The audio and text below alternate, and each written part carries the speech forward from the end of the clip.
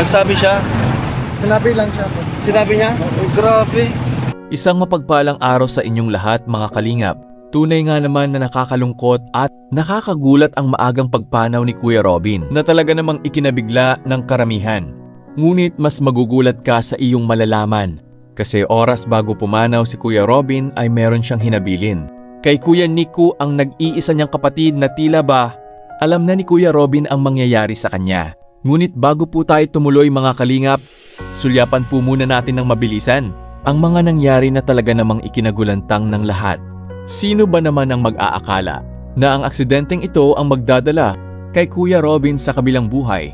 Dahil kung inyo pong matatandaan, ay noong araw matapos ang kanilang pagkakaaksidente kasama si Ate Pia, ay binisita sila ni Kuya Val at makikita natin na napakalakas pa ni Kuya Robin. At nakangiti pa nga ito habang kinakausap ni Kuya Val.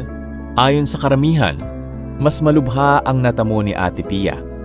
Kumpara kay Kuya Robin, kaya ganun na lamang ang pagkabigla ng mga taong nakakakilala kay Kuya Robin sa biglaang pagpanaw nito. Ngunit ganun pa man ang buhay natin ay sadyang hiram lamang. Walang nakakatiyak at tanging Diyos lamang ang nakakaalam. So ayun na nga po mga kalingap no, tuloy na po tayo sa ating usapin. Yun ang huling salitang hinabili ni Tatay Robin kay Kuya Nico, wag na po nating patagalin yan. Sabay-sabay na po nating panuurin yan. Okay na po ang desisyon natin. Cremate po. Opo. At yung ash Yung ash kay Ate Pia dito sa bahay lang. sa bahay lang. Yung buto naman Yung dalaan natin. dadali natin sa India.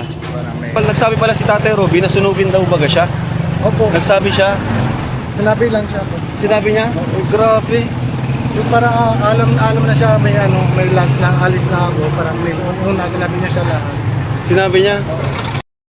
O di po ba mga kalingap? Mula mismo kay Kuya Nico na bago pa man pumanaw si Kuya Robin, ay nauna na itong maghabilin kung ano dapat ang gawin sa kanyang katawan kapag siya ay pumanaw na. Yung tila ba alam na niya ang kanyang kapalaran. Ano pong masasabi niyo dito mga kalingap?